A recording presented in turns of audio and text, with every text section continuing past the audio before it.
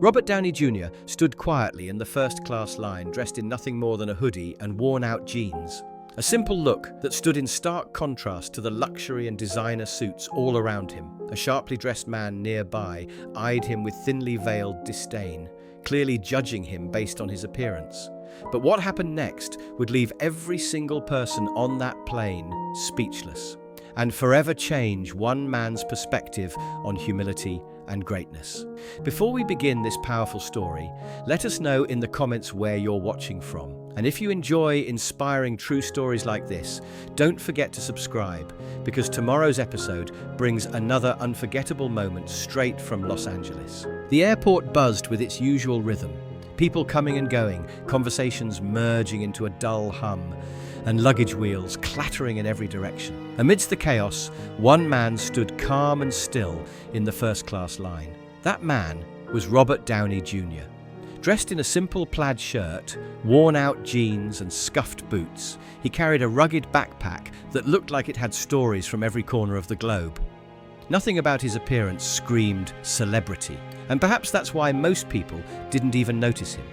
But if you looked a little closer, you'd sense something different. It wasn't just his clothes, it was the calm aura he carried. While everyone else rushed, overwhelmed by the bustle, Robert stood still, peaceful, soaking in the moment. He didn't flinch at the occasional curious glances or seem to care about the sharp contrast between himself and the luxury-clad passengers around him. Just behind him in line stood Victor Harding, everything Robert was not. He wore a sharply tailored designer suit, his expression stern and calculating, already judging the man ahead of him for not belonging in first class. Victor Harding stood behind Robert Downey Jr. in the first-class line, exuding confidence in his expensive tailored suit, polished shoes gleaming, and a scent of bold cologne announcing his presence. Every move he made felt deliberate, like a man used to being noticed. His eyes scanned the line, and when they landed on Robert, he smirked. "First class, huh?" Victor said, his voice laced with irony. "You never know who might show up here these days." Robert turned slightly, meeting his gaze with quiet composure.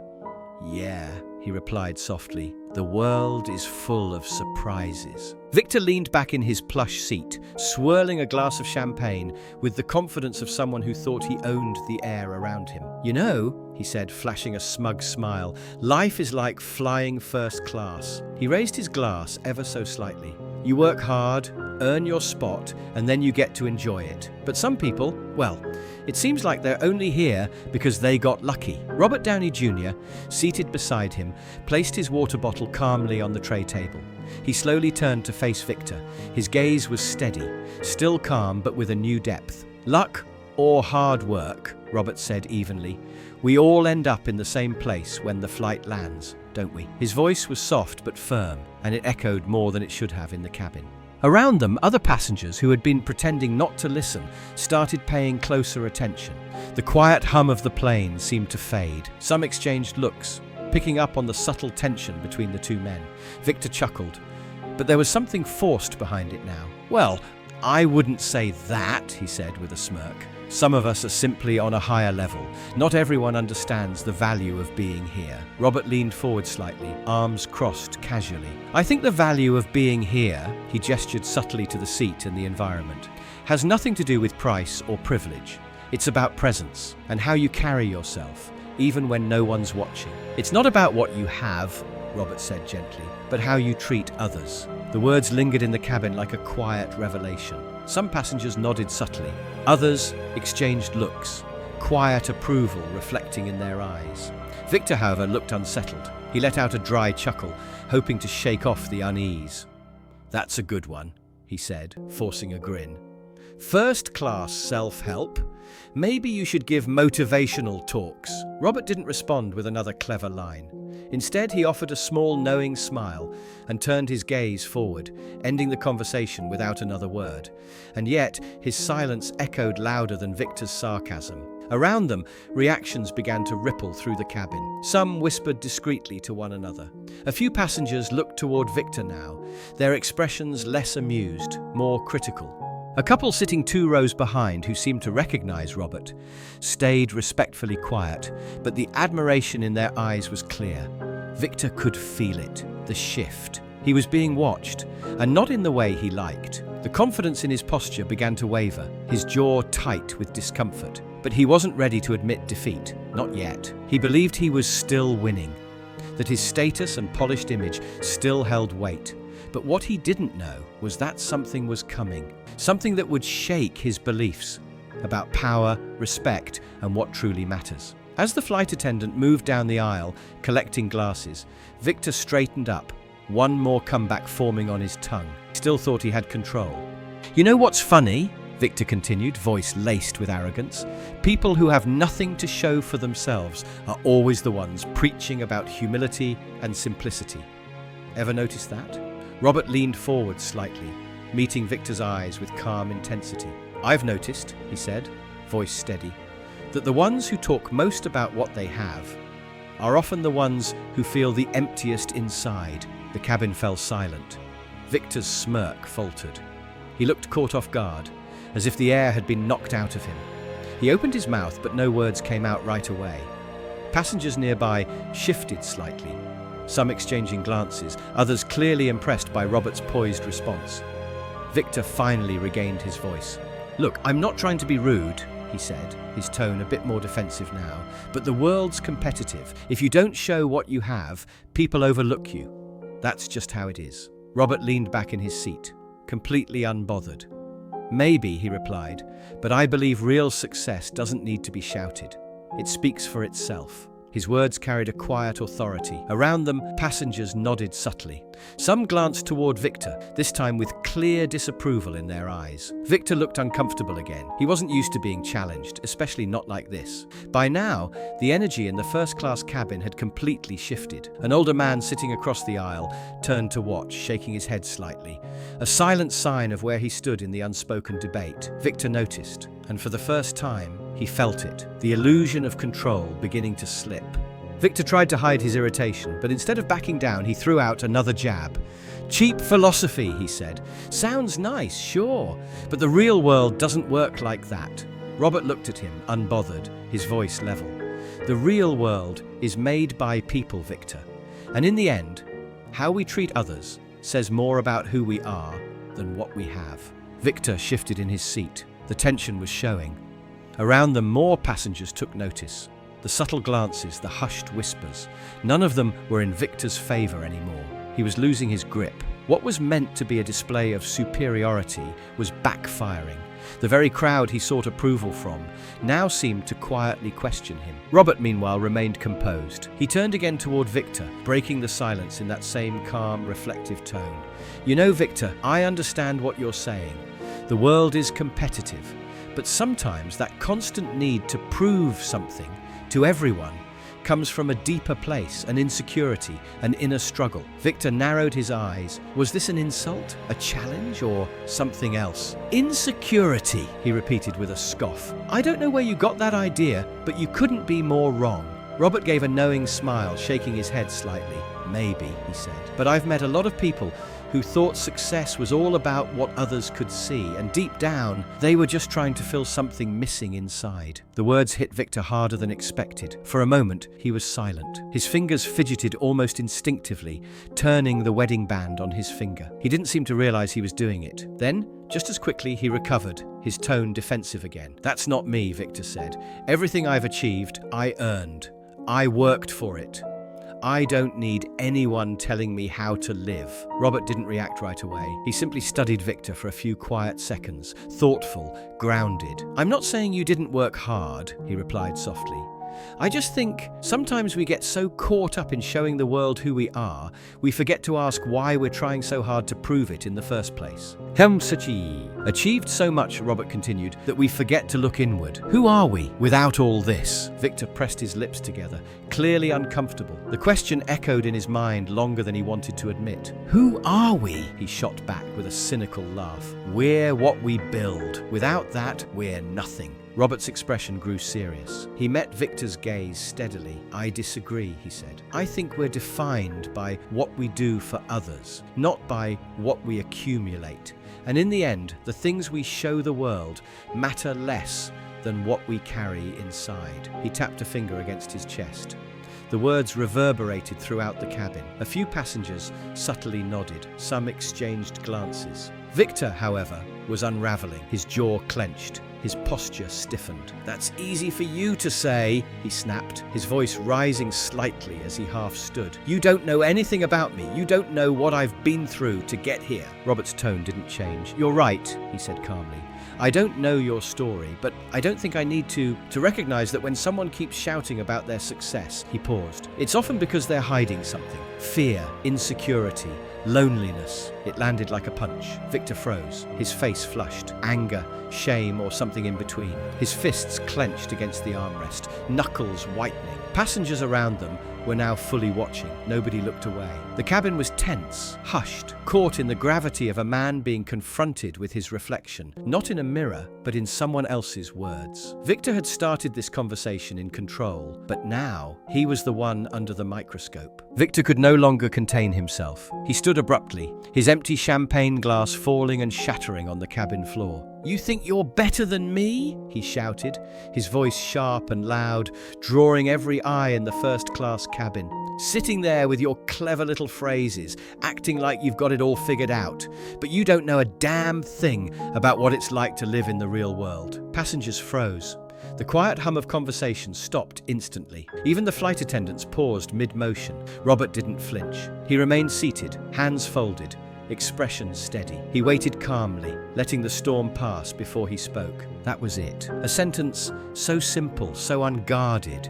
It struck deeper than anything else that had been said. Victor's breath caught. He stood there for a moment, trembling slightly, fists still clenched. His face was flushed, his chest rising and falling fast. Then he sat down. Not out of defeat, but out of something more complicated. He looked away. The rage was gone, replaced by something quieter. Regret? Reflection? The silence returned to the cabin, but this time it felt different. It was heavier, more thoughtful, almost reverent. Victor didn't say another word. He just sat there, eyes fixed ahead, Robert's words still echoing deep inside him. He had never felt so exposed, or maybe so close to something real. And yet, he still didn't know this wasn't the end. The real shift had only just begun. A short while later, a flight attendant approached with a gentle smile, her voice clear and composed, just loud enough to catch the attention of everyone in the cabin. "Mr. Robert, the captain asked me to let you know your connection in Tokyo is confirmed. He also sends his regards." The name, Robert, seemed to hang in the air for a moment. A few passengers shifted in their seats, eyes widening slightly as murmurs began to ripple through the cabin. Victor froze. The name clearly struck a chord. He turned slowly, his voice barely above a whisper. "Robert?" Robert offered a polite nod and thanked the flight attendant without a hint of arrogance. Calm, collected, unbothered by the sudden attention. He turned back to Victor, who now looked at him like he was seeing him for the first time. "Is something wrong, Victor?" he asked with a slight smile. Victor opened his mouth, but the words didn't come. He looked around. Every pair of eyes in the cabin seemed to be on him now. Curious, some judging, others just watching. "I had no idea," he stammered. "You didn't say who you were." Robert leaned in slightly. His voice was calm, but steady. "I didn't think it was necessary. I don't use my name to introduce my worth." Victor shifted in his seat, clearly uncomfortable, his voice lowered, unsure. "I didn't mean to offend you. I just didn't know who I was talking to." Robert met his gaze, direct, unwavering. "Victor, the truth doesn't change just because you now know my name. What matters is how you treat people, not their status, not their identity, just people."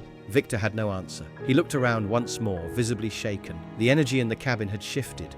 And then, quietly, Robert added one final thought. "You know, life's already tough for a lot of people. The last thing we need is more unkindness. Sometimes just being decent, it really does go a long way." Victor finally found his voice, though it came out small, unsure. I didn't know that you were... you." Robert stayed calm. His voice carried no anger, just a quiet strength. "I didn't think it was necessary. I don't usually lead with my name like it's a badge." There was a pause. Victor looked down, then tried to explain himself. "Look, I didn't mean to offend you. I didn't know who I was talking to." Robert exhaled softly. He leaned forward a bit, not to intimidate, but to connect. "Victor, What you said? It doesn't change just because you now know my name. The truth doesn't depend on who's listening.